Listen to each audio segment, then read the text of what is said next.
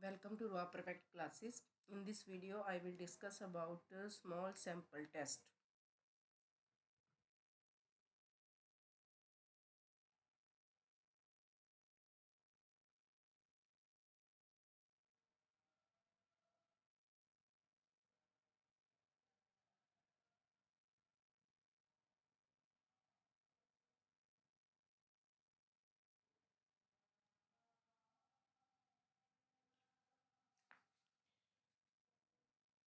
In previous video, I have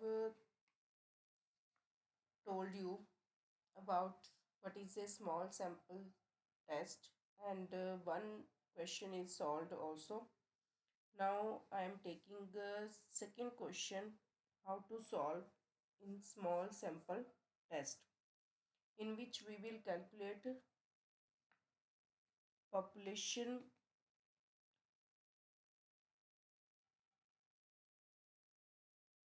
mean.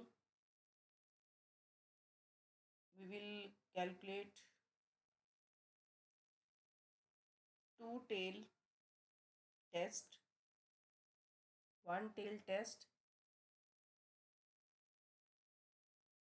etc.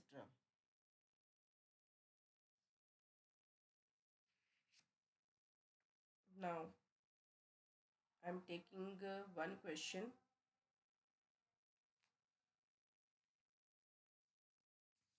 For example, you have given a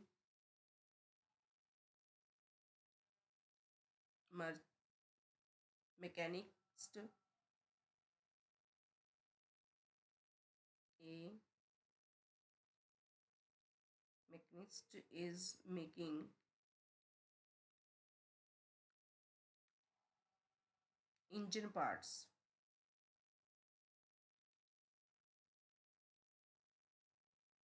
with axle diameter of 0.7 inch. A random sample, a random sample of 10 parts shows mean diameter 0.742 inch with a standard deviation of 0.04 inch. On the basis of on the basis of sample, would you say would you say that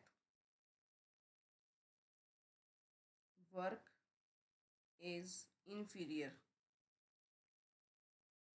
Work is inferior.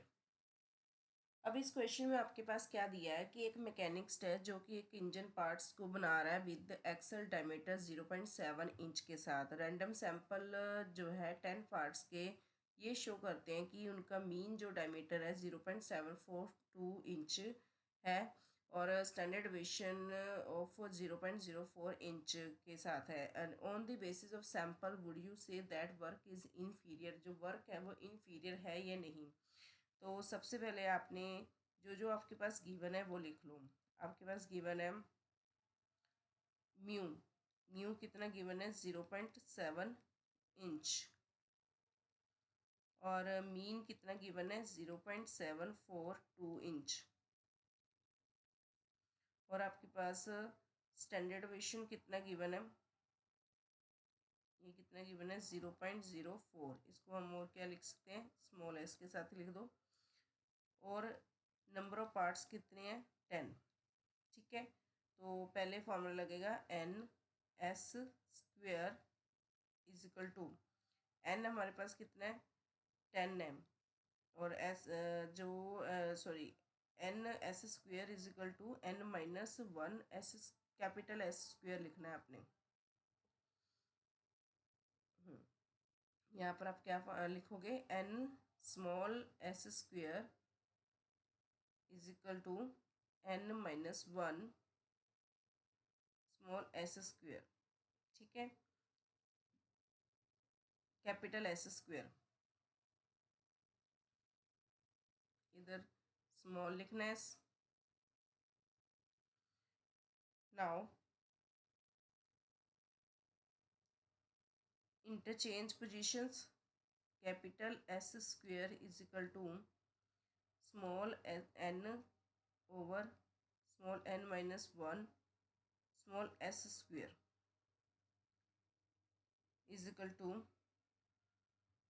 n is 10, n minus 1 and small s is given 0.04 whole square, and it will be 10 over 9 multiply 0. When we multiply 0.04, 4 4s are 16, 4 0 0 0 0 0, then again 0 0 1 0 0 0, you will get here 0.016.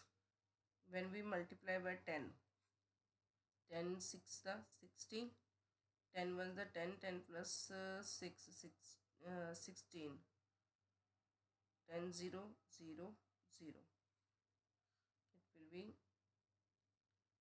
0.0160 divided by 9. When we divide by 9, then we will get 0.00178, ठीक है। फिर उसके बाद आपने क्या find करना है, आपने इसका स्क्वायर रूट निकालना है। s is equal to square root 0.0178, यह आ जाएगा आपके पास 0.0422, और अप्रॉक्सीमेट इसको हम लिख सकते हैं 0.04। फिर उसके बाद आपने चेक करना है नल हाइपोथेसिस। नल हाइपोथेसिस देखेंगे, नल हाइपोथेसिस,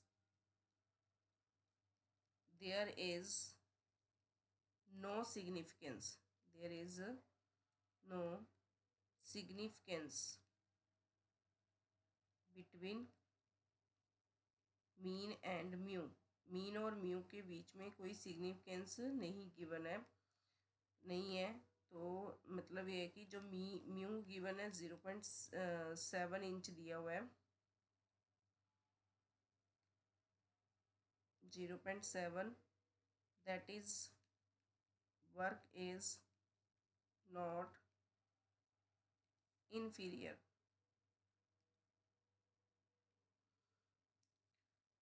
और जब हम H1 लेते हैं hypothesis, mu not equal to 0.7, two tailed test में, टू टेल्ड टेस्ट के according, so by T test, by T test हम फार्मूला यूज़ करेंगे mean minus mu divide by capital S divide by square root N.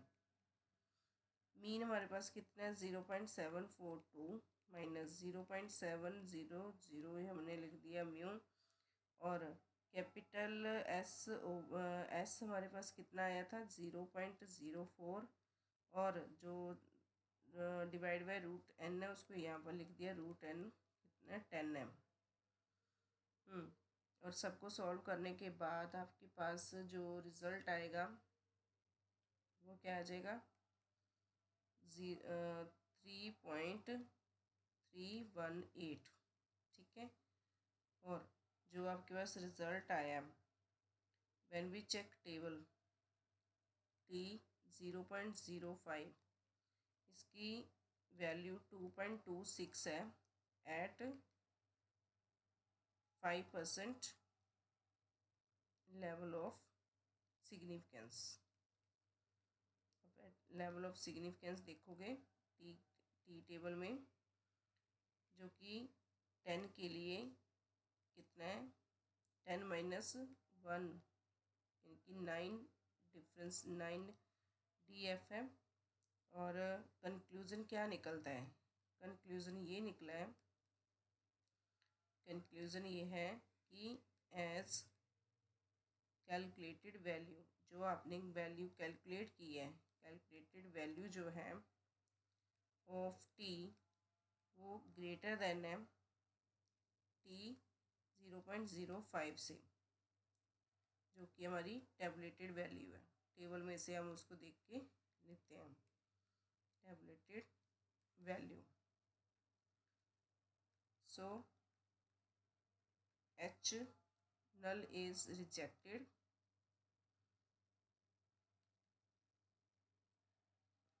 that is work is inferior, work क्या है हमारा, inferior है।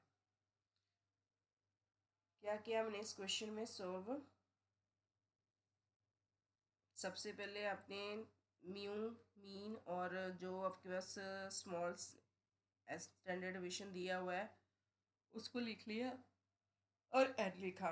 पहले n S small S square is equal to n minus 1 capital S square, उसका formula लगाया, उसमें value put की और आपके पास कैपिटल एस स्क्वेयर जो है सॉल्व करके 0.001789 आया। फिर उसके बाद आपने उसका स्क्वायर रूट किया तो आपके पास कैपिटल एस आ गया 0.04। नल हाइपोथेसिस अभी ये निकल रहा है कि वहाँ पर कोई भी सिग्निफिकेंस नहीं है मीन और म्यू के बीच में, जो कि 0.7 ले म्यू है, तो वर्क जो है नॉट इन्फीरियर है। लेकिन H1 जब हम ले रहे हैं, जब हम H1 हाइपोथेसिस ले रहे हैं उसमें हम ये मान के चल रहे हैं कि जो म्यू की वैल्यू है नॉट इक्वल टू 0.7 है।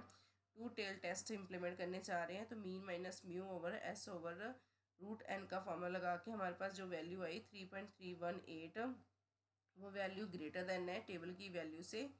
इसलिए हम ये कह रहे हैं कि नल हाइपोथेसिस जो है रिजेक्टेड है, वर्क जो है इन्फीरियर है। ठीक है,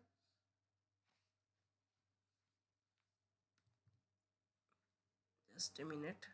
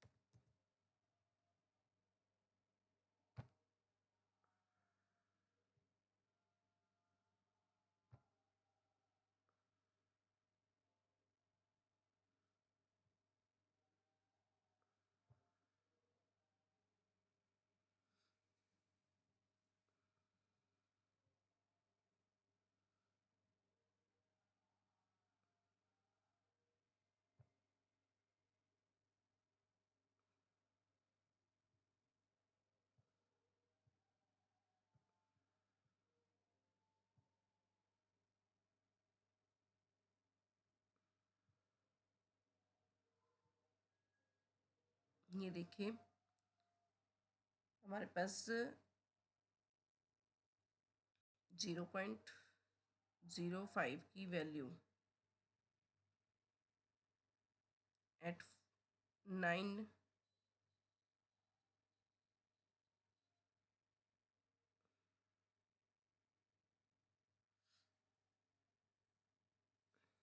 इस टेबल को रखती है।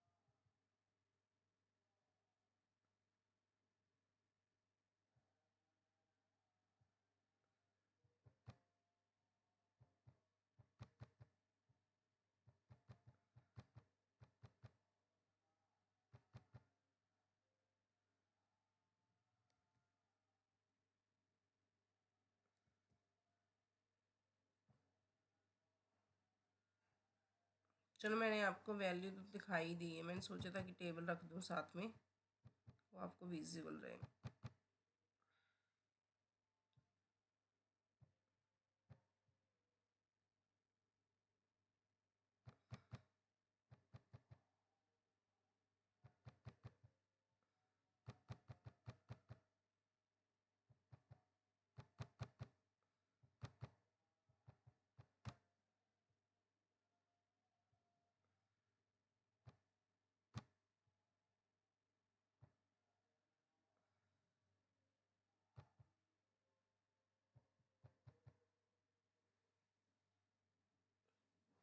वेट,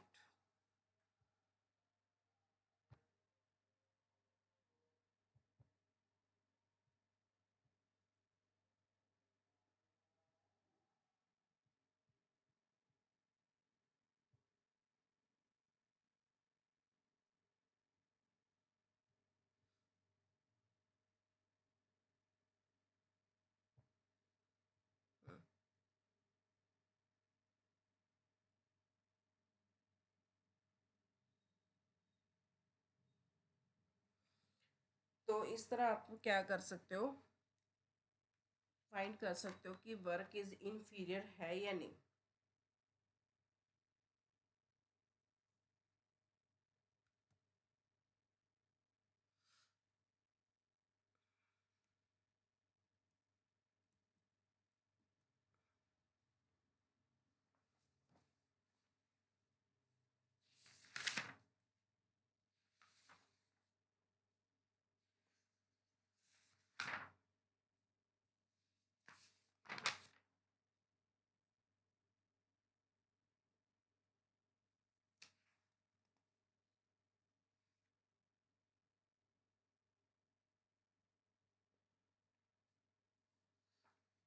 अभी मैं एक क्वेश्चन सॉल्व कर रही हूँ जिसमें आपके पास टेबल गिवन है।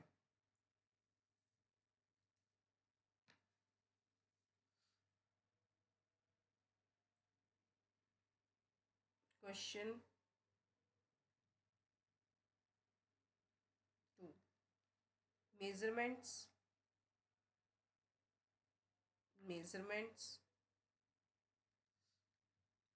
performed on random samples of two kinds of cigarettes yielded the following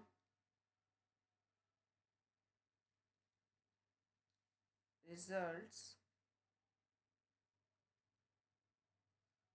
on their nicotine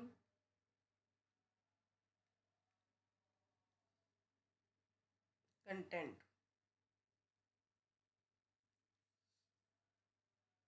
in mgs. Brand ए, इसकी वैल्यू गिवन है 21.4, 23.6, 24.8, 22.4, 26.3। जो ब्रांड बी है 22.4, 27.7, 23.5, 29.1, 25.8। आपने यहाँ पर यूज़ करना है, क्या यूज़ करना है आपने, use 1% level of significance to check in the claim that brand A has a higher average nicotine content than brand B. तो फर्स्ट ऑफ ऑल आप इसमें क्या करोगे, आप इसको x मान लोगे और इसको y मान लोगे, ठीक है। तो पहले इनका टोटल कर लो। इसका टोटल आपके पास आ जाएगा 118.5 जो सिग्मा स्मॉल x के इक्वल है। इसका टोटल आएगा सिग्मा y इजिकल टू जो आएगा आपके पास 128.5। फिर आपने क्या निकालना है, x माइनस मीन, फिर निकालोगे y माइनस वाई मीन, ठीक है। फिर इनका होल स्क्वायर करोगे, then y minus Y mean का होल स्क्वायर। अब जब हमने मीन कैसे निकालोगे, सिग्मा x ओवर n का फॉर्मूला लगा के, n 1 2 3 4 5 है और यहाँ पर 118.5 को 5 से डिवाइड करोगे तो आपके पास आ जाएगा 23.7। फिर y निकाल लो, सिग्मा y ओवर n का फॉर्मूला लगा के 128.5 डिवाइड बाई, यहाँ पर क्या लिखोगे, n की वैल्यू कितनी है हमारी 5 है, तो यहाँ पर आप क्या लिखोगे 5। सोल्व करके हमारे पास इसका भी आ जाएगा 25.7। अब x की सभी वैल्यू में से मीन को माइनस करो, फिर y के में से y मीन को माइनस करो, तो ये आपके पास आ जाएगा 2.3 0.1 1.1 माइनस 1.3 देन आएगा 2.6 और इधर आएगा माइनस 3.3, फिर आएगा 2.0, फिर आएगा माइनस 2.2 देन 3.4 फिर 0.1। फिर होल स्क्वायर कर लो इनका, 5.29 ये आएगा 0.01 1.21 1.69, फिर आएगा हमारे पास 6.76। इधर हमारे पास जब इसको सॉल्व करोगे तो ये आ जाएगा अपने पास 10.89, ये आएगा हमारे पास 4.00, फिर आएगा हमारे पास 4.84, देन आएगा आपके पास 11.56, फिर आएगा 0.01, ठीक है। इनका भी आपने टोटल कर लेना है, यहाँ पर इसका भी टोटल करना है और इसका भी टोटल करोगे। जब आप टोटल करोगे तो ये टोटल आ जाएगा 14.96, इधर टोटल आएगा 31.3। नाउ फिर आपने क्या करना है, कैपिटल S स्क्वायर निकालना है। इसमें हम फार्मूला ये वाला यूज़ करेंगे, sigma small x minus mean whole square plus sigma y minus Y means whole square over n1 plus n2 minus 2। ये हमारे पास आएगा 14.96 प्लस 31.3 ओवर n कितना है 5 प्लस 5 माइनस 2। दोनों को सॉल्व करने के बाद हमारे पास आंसर आएगा 5.7825 आ जाएगा सॉल्व करके, ठीक है। फिर हमने क्या करना है, देन हम निकालेंगे SE।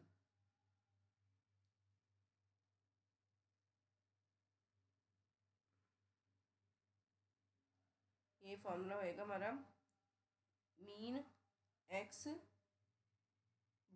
Minus mean x2 equal to s square root 1 over n1 plus 1 over n2। ये फार्मूला लगा लेना आपने। और कैपिटल S आपके पास कितना आया सॉल्व करके 5.7825 और स्क्वायर रूट में क्या लिखोगे 1/5 प्लस 1/5 5.7825 आ जाएगा। यहाँ पर 1/10 आ गया, सॉरी 2/5 आ गया एलसीएम ले लोगे इसका 2/5 आ जाएगा। और जब हम पूरे को सॉल्व करेंगे तो आपके पास वैल्यू क्या आ जाएगी 3.6572। ठीक है, फिर उसके बाद टी का फॉर्मूला लगाओगे X mean minus Y mean divide by S E X mean, यहाँ पर हमने गलत लिखा है कि x1 और y मीन जो गिवन होगा तो उसके अकॉर्डिंग ही लिखना होता है। यहाँ पर क्या आएगा मीन x मीन y। ठीक है, तो यहाँ पर मीन x मीन y का जो स्टैंडर्ड एरर आपने निकाला है वो लिख लेना है। ये आएगा हमारे पास 23.7 माइनस 25.7 डिवाइड बाई ये कितना आया 3.6572 माइनस 2.0 ओवर 3.6572 सॉल्व करके हमारे पास माइनस 0.5469 आ जाएगा। ये टी की वैल्यू आ गई। फिर उसके बाद आपने क्या लिखना है, फिर आप लिखोगे कि जो टेबल की वैल्यू है, टेबलेटेड वैल्यू क्या है, table value of T at alpha is equal to 1% for one tail and for 8 df is 2.896 है। ठीक है, और कंक्लूजन क्या निकला, कंक्लूजन ये निकला है कि सिंस जो कैलकुलेटेड वैल्यू है, कैलकुलेटेड वैल्यू आपने एग्जाम में भी ऐसे ही लिख के आना है, calculated value of T is less than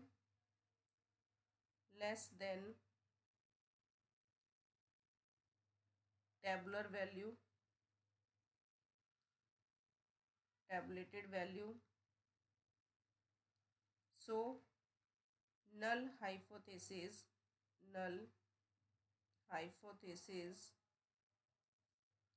is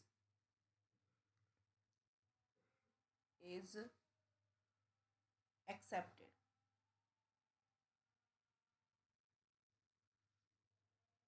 We conclude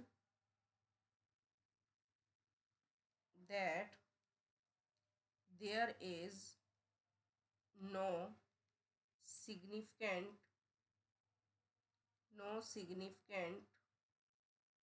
difference, कोई भी सिग्निफिकेंट उनके बीच में डिफरेंस नहीं है in the average content of nicotine in brands of cigarettes, in brands of cigarettes.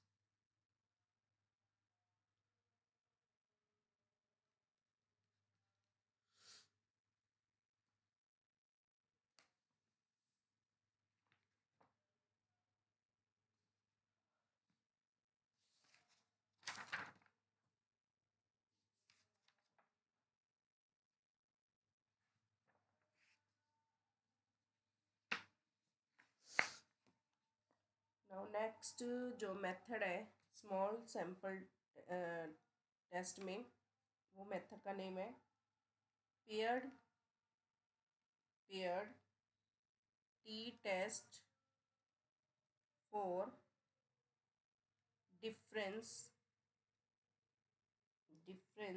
Of means. ठीक है, कहता कि when given samples not independent, जब आपके पास गिवन सैम्पल इंडिपेंडेंट ना हो तो हमें उनको पेयर करना है, जो उनके पेयर्स बनाने हैं, देन टू टेस्ट, फिर टेस्ट करना है significance of difference between population means on the basis of small samples takes from them. And we shall use paired T test of difference of means. फिर हम ये वाला test use करेंगे। याद रखना गिवन सैम्पल्स जो हैं वो set to be paired sample, मतलब वो पेयर्ड सैम्पल होने चाहिए। If sample size are equal, अगर तो आपका if sample size are equal means n1 is equal to n2 and is equal to n. Second, data relating to same items appear in both samples and sample observations are paired together. Second, first point तो ये, second point में कहता है कि जो data होगा, data relating to same items, same item से related जो भी डेटा है वो अपीयर होना चाहिए in both samples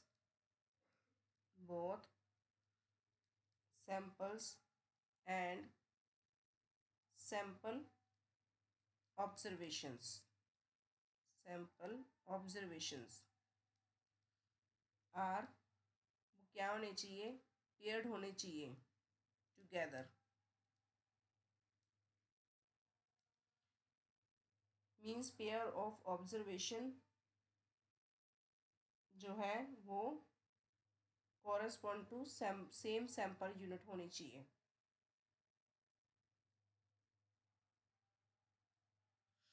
means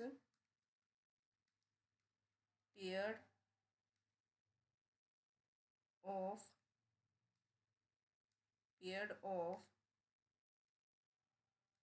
observations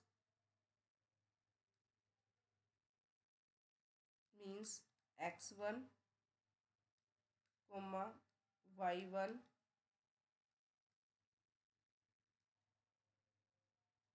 t1, t is equal to 1, 2, 3 up to n corresponds to same sample unit होनी चाहिए।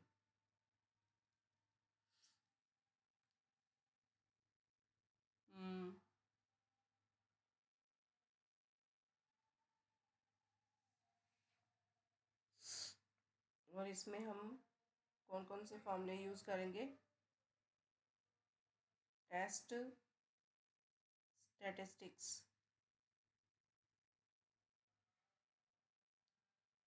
T is equal to small D minus capital D निकालोगे डिवाइड में एस ओवर स्मॉल एन। ठीक है, और क्या use हो सकता है इसकी जगह पर formula, T is equal to small D over S over N minus 1 according to situation formula implement करना है। यहाँ पर जो टी डिस्ट्रीब्यूशन है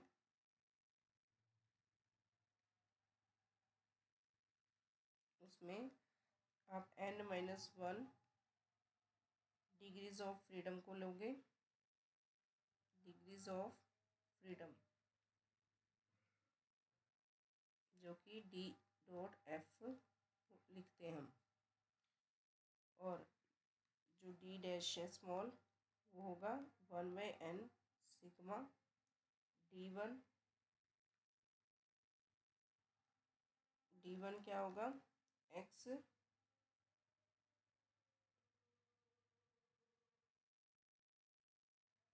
1 माइनस y1, और s स्क्वेयर क्या होगा 1/n sigma d1 minus d mean whole square, और क्या हो सकता है 1/n सॉरी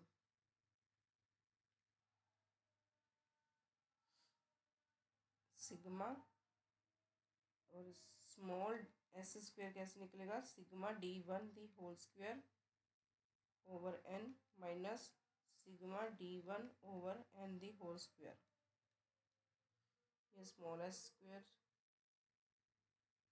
करो कि एस जो निकालना होता है ये ऐसे निकलेगा। ठीक है, तो ये फॉर्मूले से इम्प्लीमेंट करने हैं आपने। तो एक क्वेश्चन लेके चल रही हूँ। फॉर एग्जांपल आपके पास गिवन है मेमोरी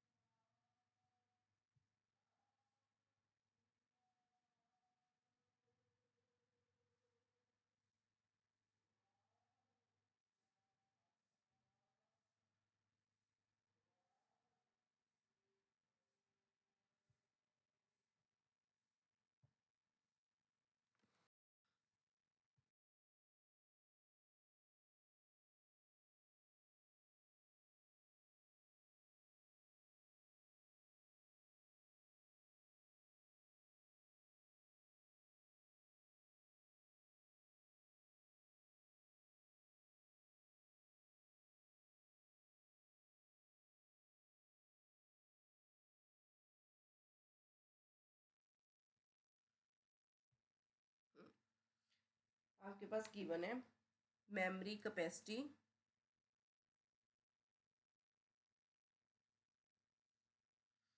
ऑफ 9 स्टूडेंट्स,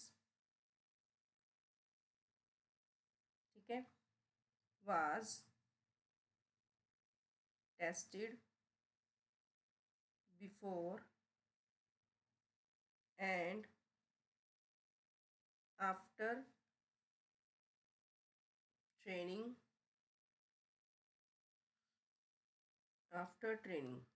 ठीक है, स्टेट वेदर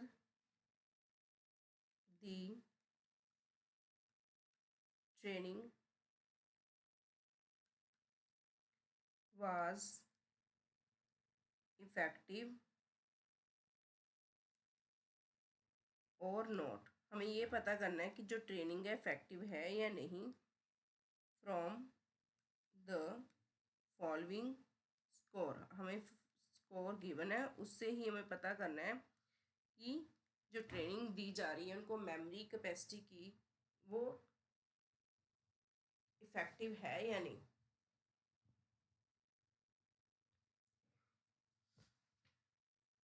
क्या वैल्यूज गिवन है हमारे पास गिवन है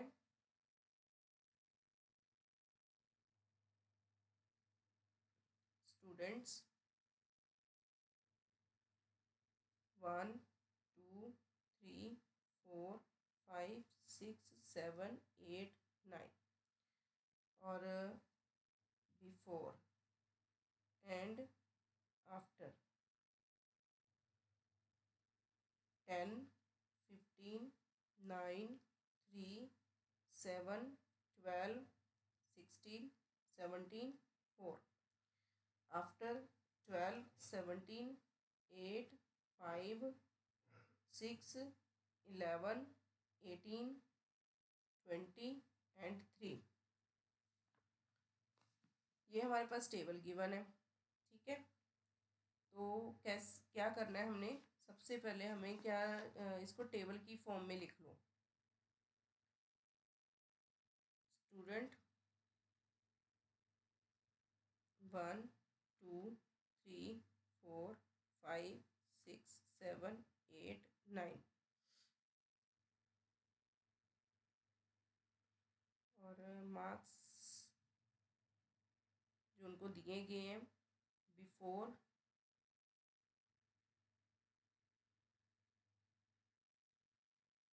और ये दिए गए after.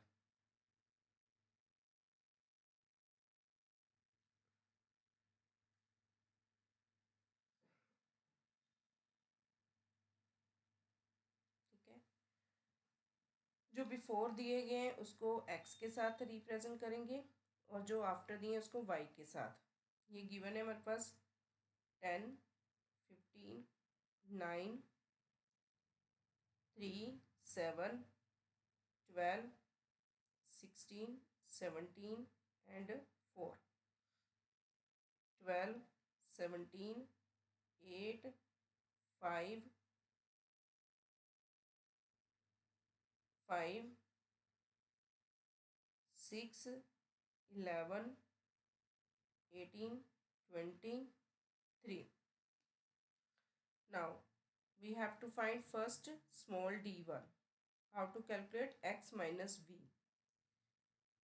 Minus 2, minus 2, 1, minus 2, 1, 1, minus 2, minus 3, 1. Now next step, d1's square. 4, 4, 1, 4, 1, 1, 4, 9, 1. Now take the total. Sigma, we have to take total of both column. This one we sigma d1, that is equal to minus 7. This one sigma v1 square, that will be equal to 29.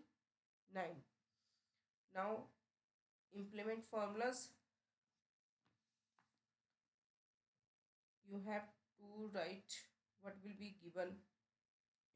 We have given n1 equal to n2, and that is equal to 9.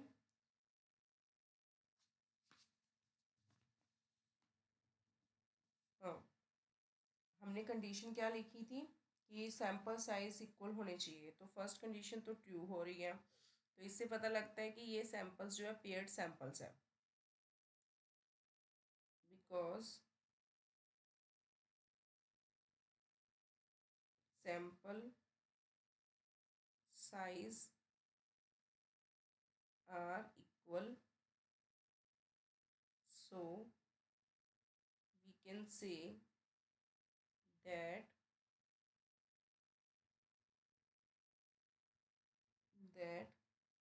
samples are paired samples.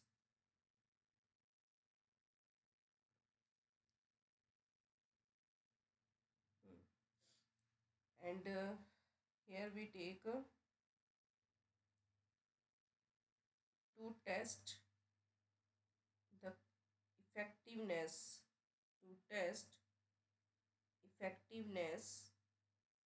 of training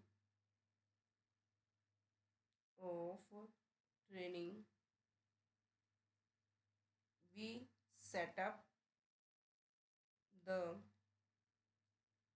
hypothesis. हमने hypothesis set किया है, जिसमें हमने ये कहा है कि जो नल है, नल हाइपोथेसिस, उसमें हमने उसको लिखा है training was not effective,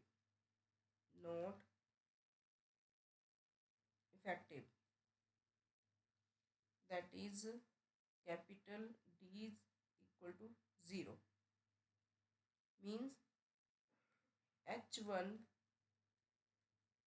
capital mean not equal to 0, जो होगा टू टेल टेस्ट में,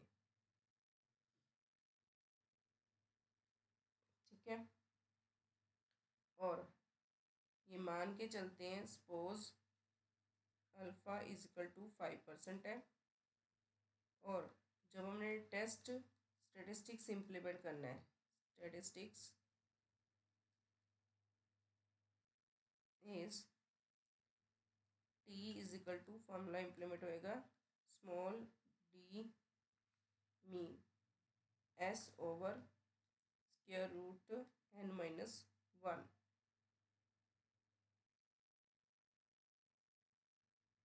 into sorry is equal to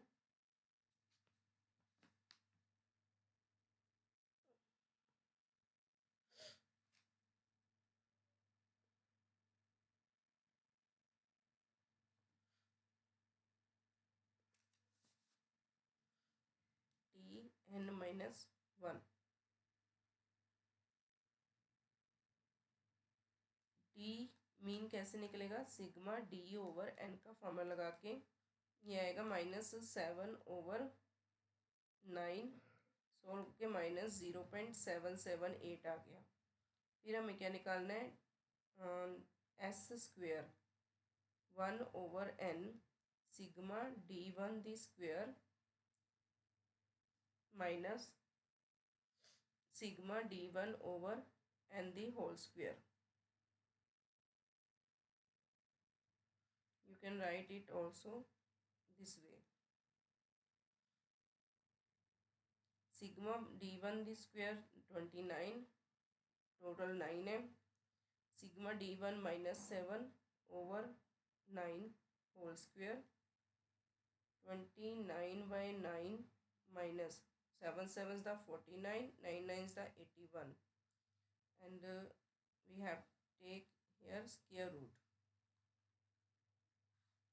81 is the LCM, 29 multiplied by 9 minus 49, 9 9 is the 81, 9 to the 18 plus 8 26 minus 49 divided by 81, 261 minus 49, 11 minus 9 9 2, 5 minus 4 1, 212 divided by 81, 212 का square root निकाल लेना, 81 का 9 होता है।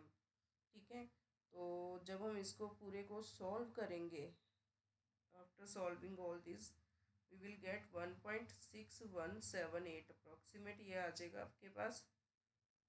फिर उसके बाद आपने टी का फॉर्मूला लगा देना, D mean over S over n -1।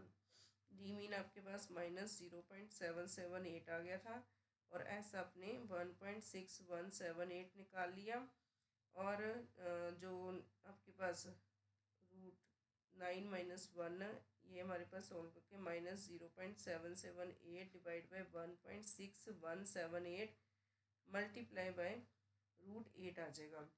और जब हम पूरे को सॉल्व करेंगे तो यहाँ पर आपके पास रिजल्ट में क्या आएगा, रिजल्ट में आपके पास आ जाएगा 1.36, क्योंकि ये ऐसे लिखना है इसको, तो इसलिए ये हमारे पास आंसर क्या आ गया 1.36, विच इज़ लेस देन, तो हम क्या लिखेंगे, क्योंकि टेबल की वैल्यू जो है, table value of T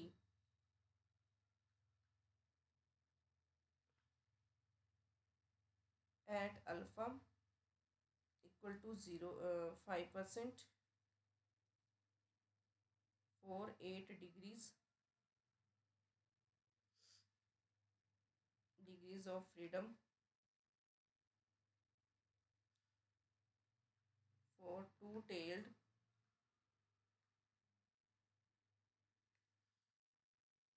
test वो है 2.31। कंक्लूज़न क्या निकला, तो कंक्लूज़न ये निकला कि नल हाइपोथेसिस एक्सेप्ट होगी, null hypothesis is accepted because T value is less than tabulated value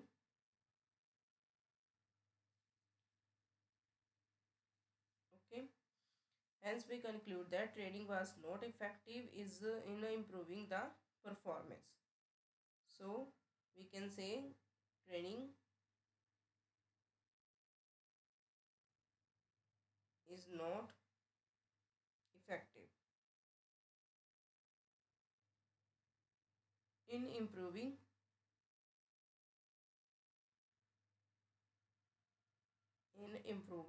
the performance.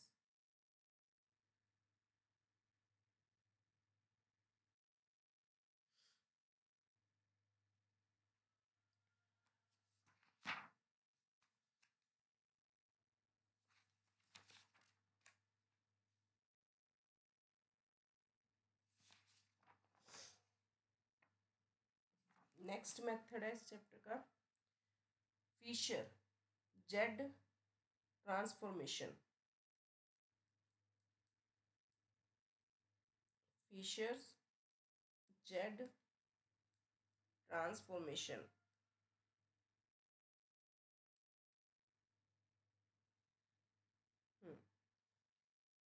जो टी टेस्ट है उसको यूज़ किया गया है to test the significance of an observed sample correlation coefficient from an uncorrelated bivariate normal population. भी जो unrelated vibrate normal population है उससे जो सैंपल कोरिलेशन कोफिशिएंट ऑब्जर्व किया गया उसकी सिग्निफिकेंस को टेस्ट करने के लिए टी टेस्ट को यूज़ किया गया।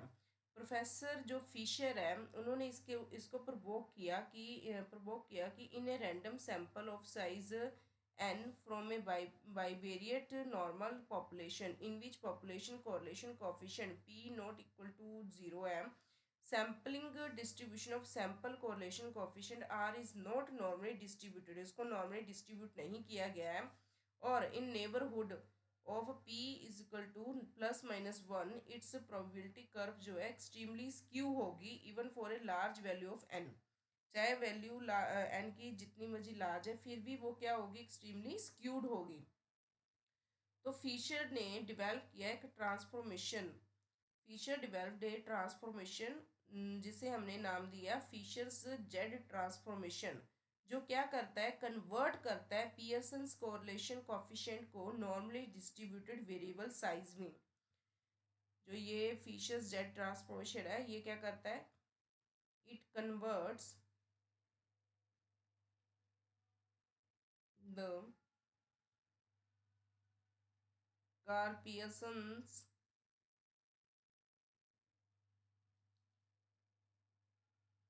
correlation coefficient to normally जो normally distributed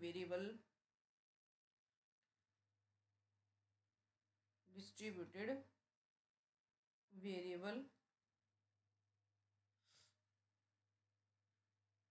Z.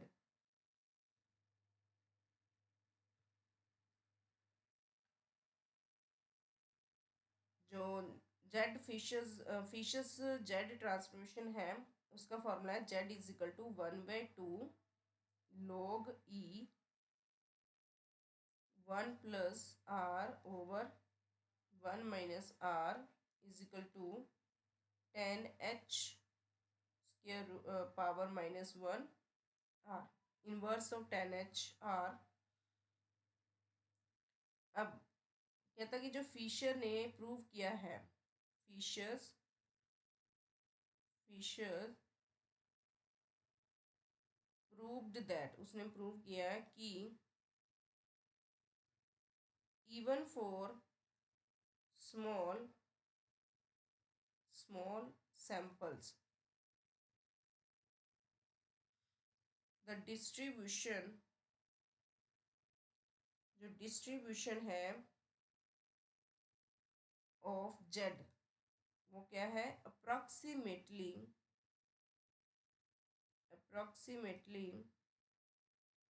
Normal with mean.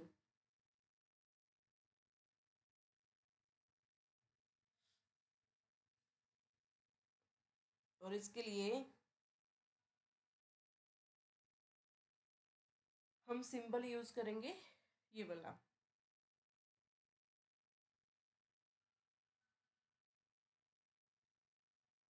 Is equal to 1/2 log e 1 + p 1 - p is equal to 10h power -1 p and variance equal to 1/n-3 and 4 जो large values होएगी, large values of n, means if n is greater than 50, the approximation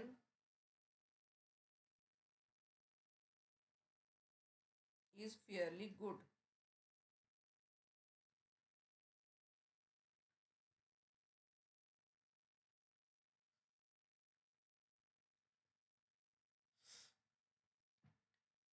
जो applications है, मतलब ये निकाला कि जो value होगी जेड की, वो have been tabulated for different values of r and given in Fisher's z table at the end. Application of z transformation. Applications of z transformation.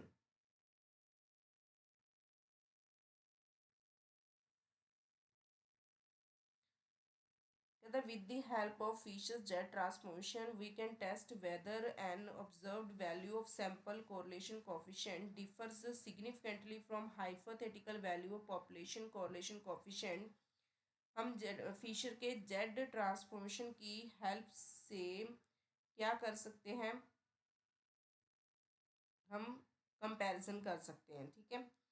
But we have to discuss here application.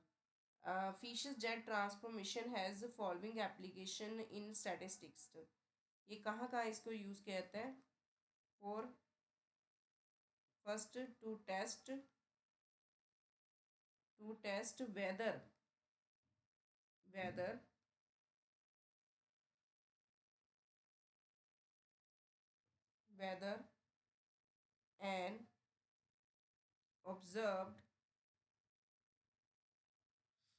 whether an observed value of sample correlation coefficient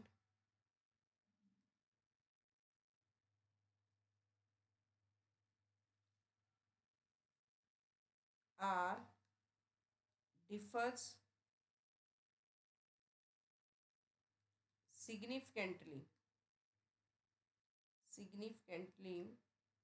from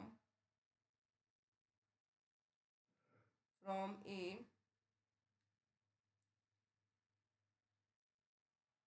hypothetical value of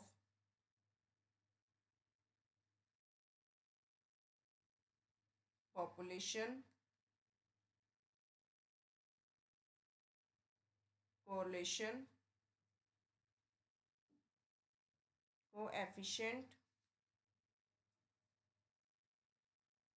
coefficient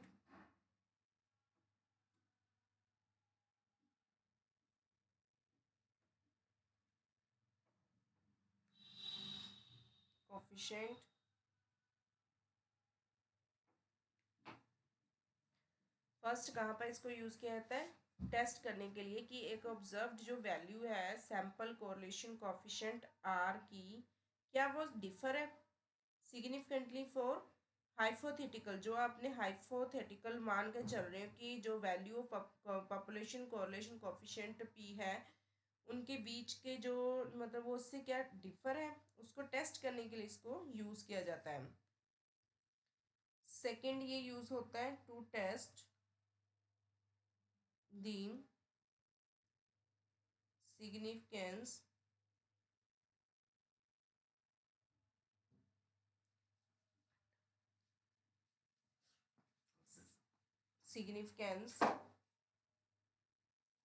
of the difference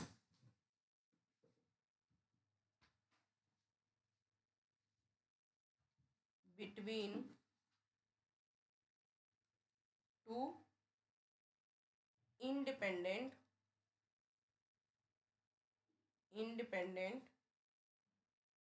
sample correlation coefficients.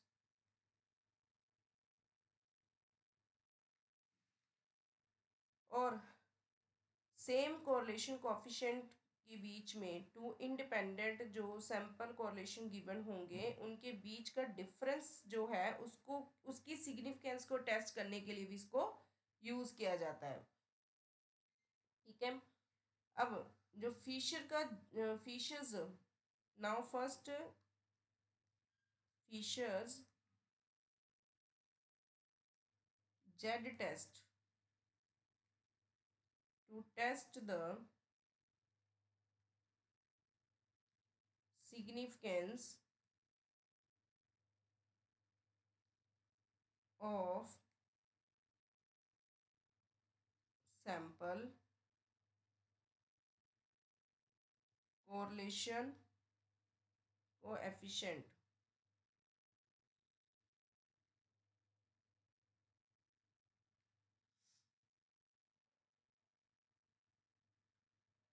या Fisher का जो Z test है वो किसके significance को test करने के लिए हम यूज करने जा रहे हैं, sample correlation coefficient.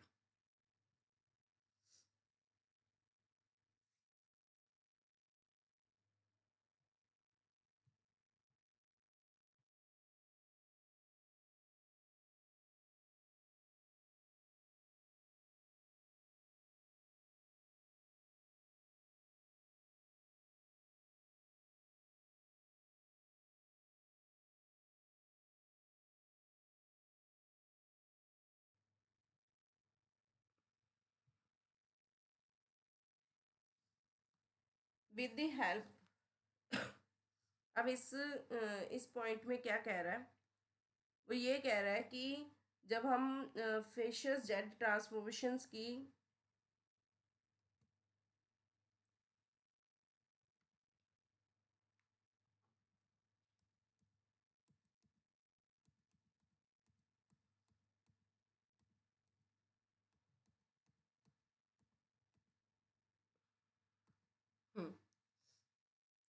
with the help of Fisher's jet transformation, Fisher के जेट ट्रांसफॉर्मेशन की हेल्प के साथ हम टेस्ट कर सकते हैं वेदर एक ऑब्जर्व वैल्यू गिवन है हमारे पास सैंपल कोरिलेशन कोएफिशिएंट की, जो कि डिफर होएगी significantly from hypothetical value of population correlation coefficient से।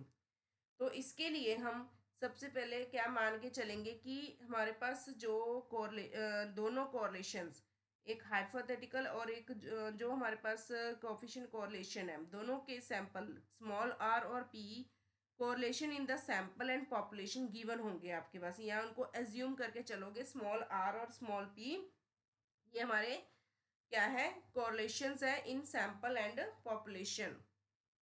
क्या करोगे आप इसमें, let small r and p are क्या है हमारे दोनों correlation in sample and population.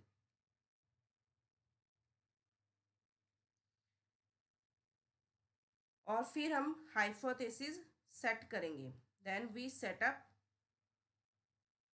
Hypothesis. ठीक है, पहले नल हाइपोथेसिस सेट करेंगे जिसमें हम बताएंगे कि लिखेंगे there is not significant difference not significant difference between R and P, that is the given sample has been taken from a bivariate normal population with correlation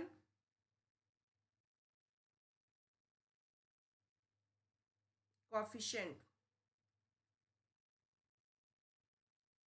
correlation coefficient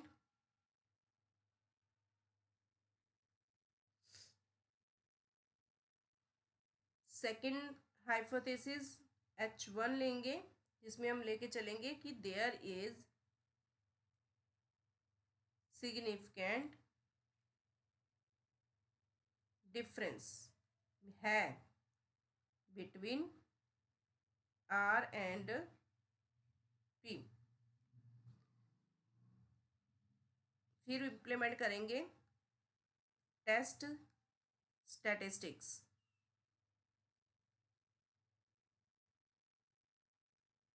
Z is equal to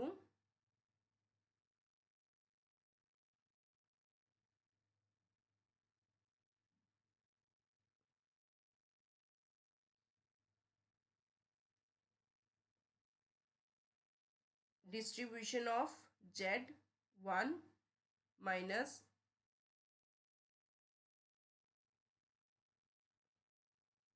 distribution of Z2 over SE dot Z, और here N 0 और 1 होगा।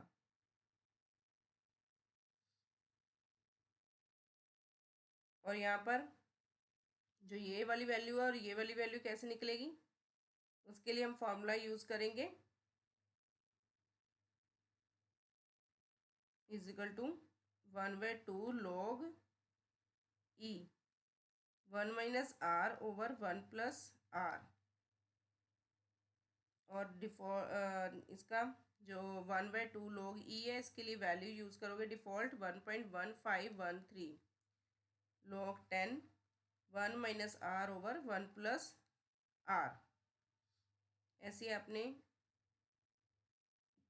Distribution of Z2 के लिए use करोगे 1/2 log E 1 minus plus 1 minus correlation coefficient 1.1513 log 10 1 minus correlation coefficient की value आएगी P, और SE of Z that will be equal to 1 over N minus 3। फिर उसके अकॉर्डिंग कंक्लूजन निकाला जाएगा, उसको कंपेयर किया जाएगा टेस्ट के साथ, जो भी टेबल की वैल्यू आएगी Z के। अब मैं यहाँ पर एक क्वेश्चन ले रही हूँ उसको सॉल्व करने के लिए। For example we have given 4A sample of pairs of 19. The correlation is 0.5 and that of corresponding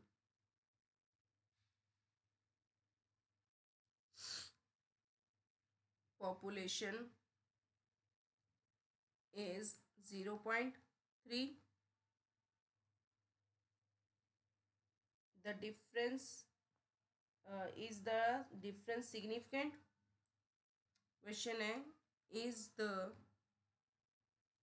difference significant or not, ये हमें फाइंड करना है। significant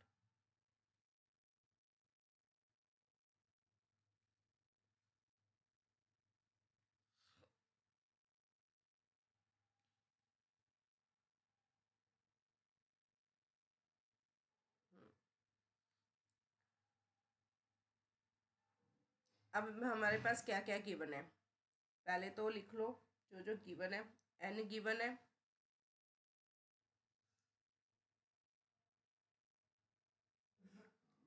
N19 गिवन है,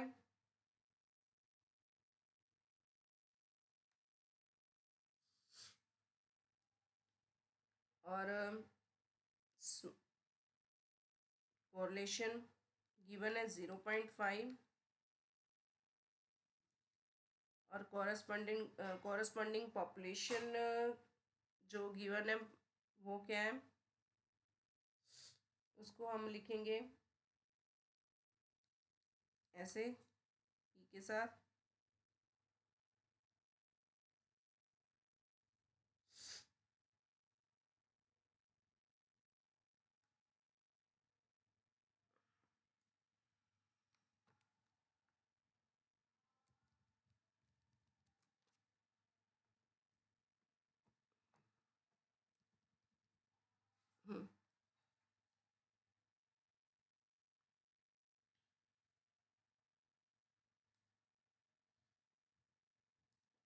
इसमें हम नल लिखेंगे, नल हाइपोथेसिस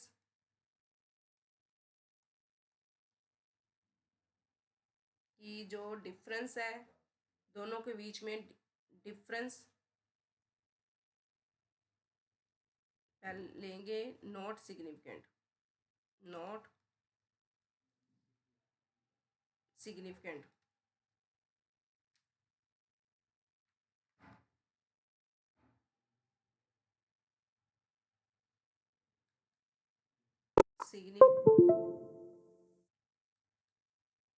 और H1 में लेंगे difference is significant.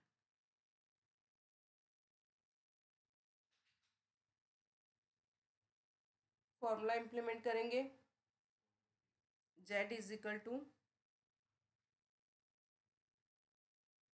1 minus 2 over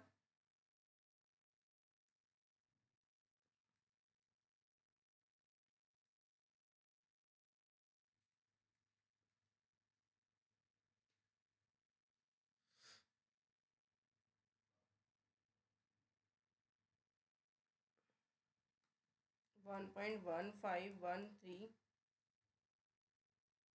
log 10, 1 minus 0.5 over 1 minus plus 0.5। जब हम इसको सॉल्व करेंगे 1.1513 log 10⁻³ तो इसकी वैल्यू होगी 1.15। log के टेबल में से आपने देख लेना, ये आपको गिवन होगी वैल्यू एग्जाम में। तो ये आ रही है मेरे पास,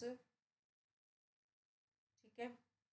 देन 0.549 सॉल्व करके ऐसे आपने नेक्स्ट निकालनी वैल्यू।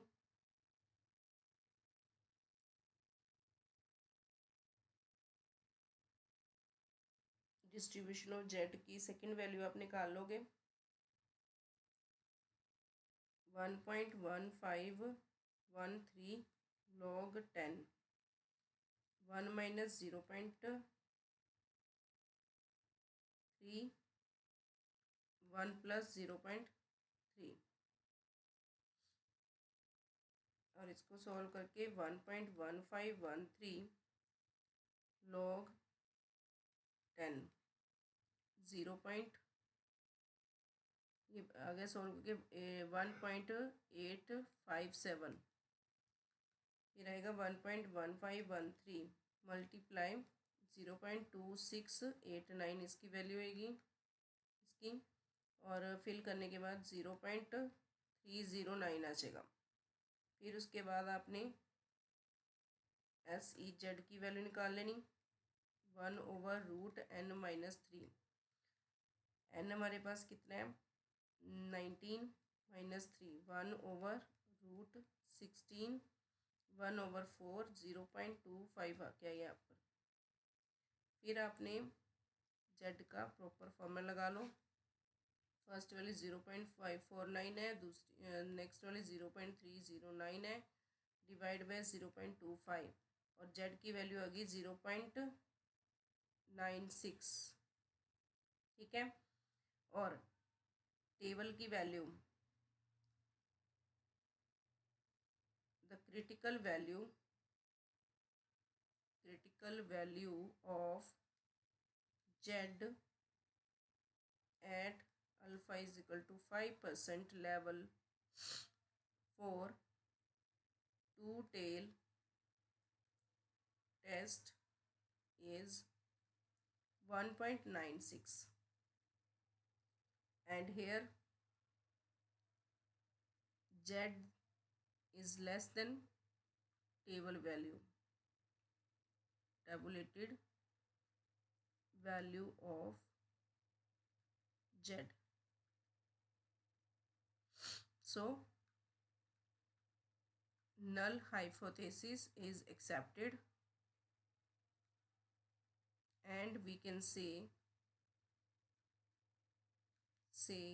that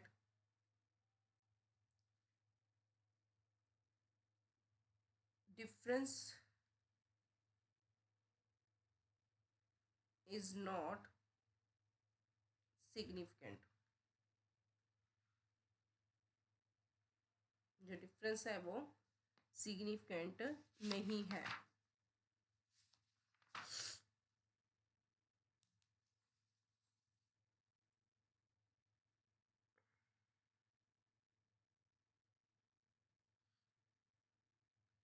नेक्स्ट टेस्ट है एफ टेस्ट. एफ टेस्ट को हम वेरिएंस रेशियो टेस्ट भी कहते हैं. इसको हम क्या बोलते हैं? और वेरिएंस रेशियो टेस्ट.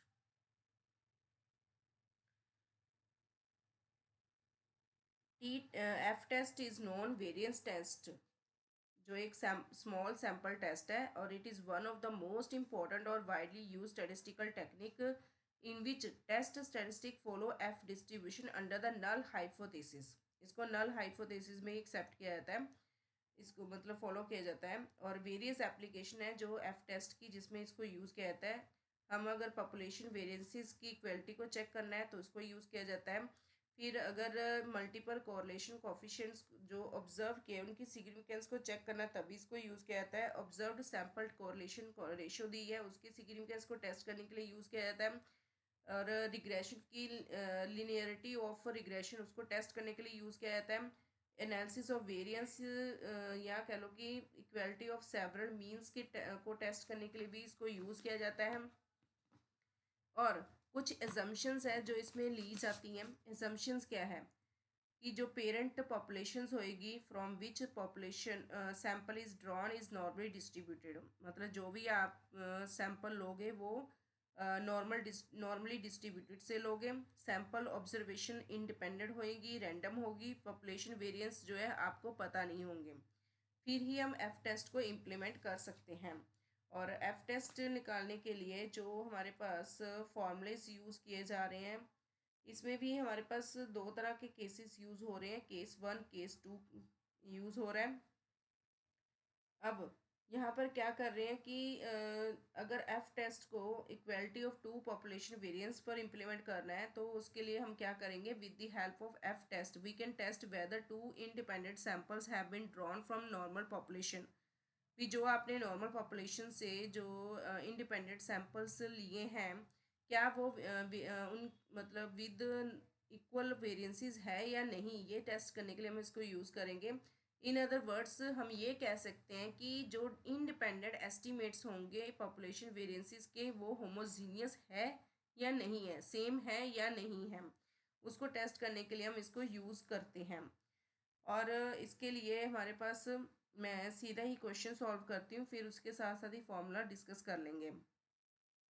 ठीक है. फॉर एग्जांपल आपके पास गिवन है, it is known that, question सीधा ही सॉल्व कर रही हूँ. It is known that mean diameters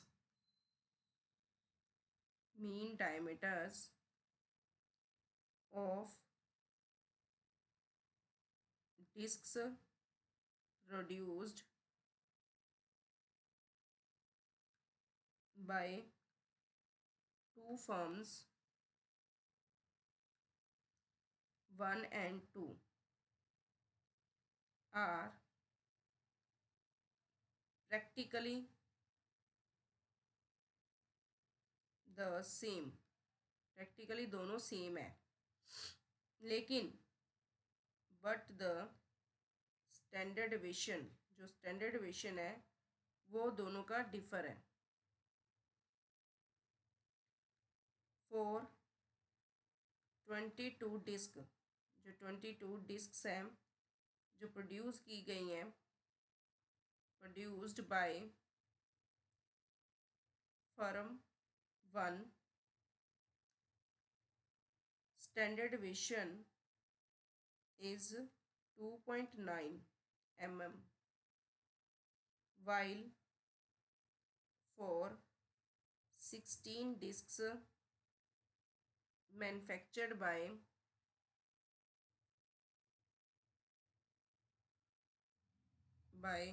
firm 2, उसका स्टैंडर्ड डिवीजन हमारे पास गिवन है 3.8 mm। Do you think products of firm 1 are of better quality than those of firm 2? तो इसके लिए सबसे पहले आपने लिखना है क्या क्या गिवन है। आपके पास एक N1 गिवन है 22, N2 गिवन है 16, स्टैंडर्ड डिवीजन 1 गिवन है 2.9, स्टैंडर्ड डिवीजन 2 गिवन है 3.8। ये हमारे पास वैल्यूज़ गिवन है।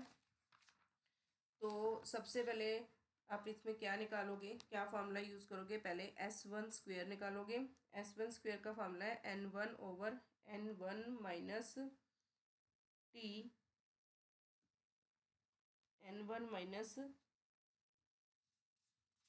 जस्ट ए मिनट, क्या लिख, N-1 S1 स्क्वेयर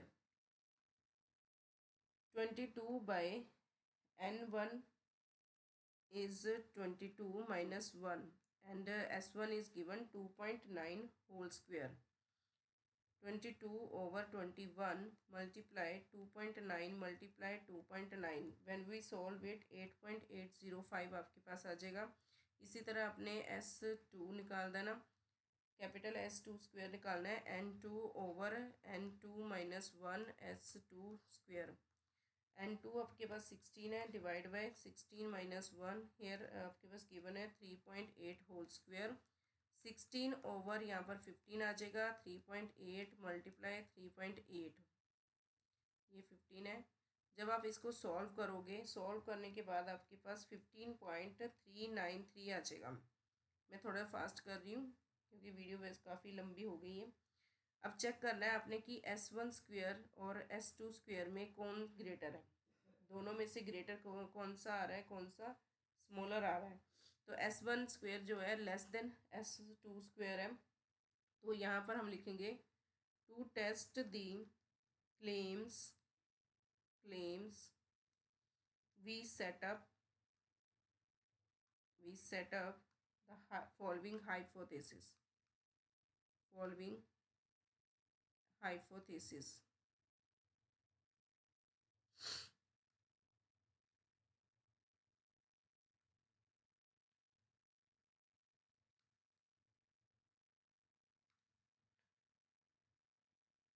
नल हाइपोथेसिस हमने सेट किया, जिसमें हमने लिखा कि जो एस्टीमेट है, the estimate of standard division given by samples are same, homogeneous, and it means standard deviation 1 square is equal to standard deviation 2 square। और यहाँ पर S2 square is greater than S1 square, and the alternative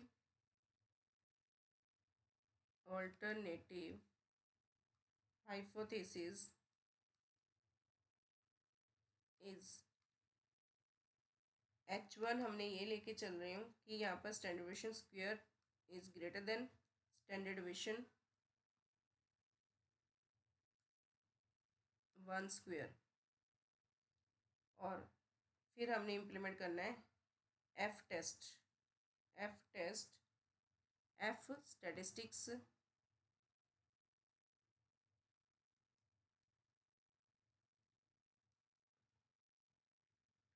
is F is equal to S capital S2 square over capital S1 square 15.393 divide by 8.805 that is equal to 1.74। फिर आपने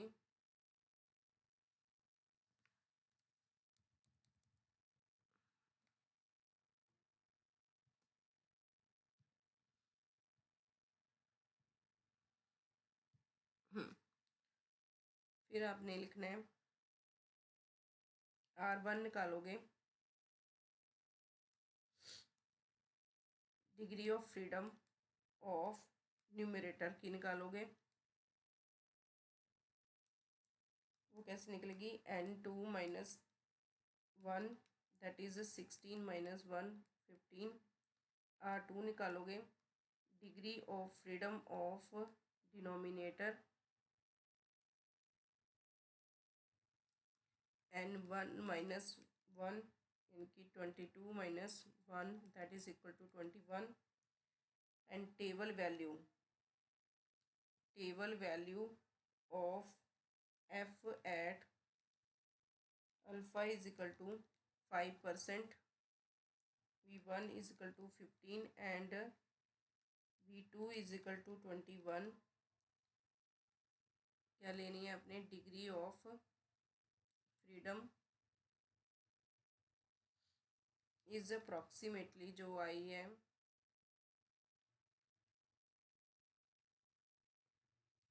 वो आपके पास 2.25 आ गई, और आपके पास जो F की वैल्यू है वो लेस देन 2.25 है। सो null hypothesis is accepted and we can say that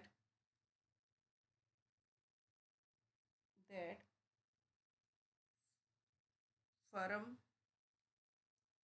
1's product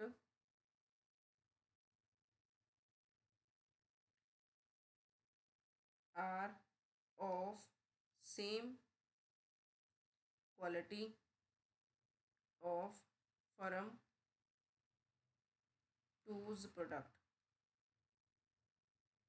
ठीक है, ये कंक्लूजन निकल गया इसका।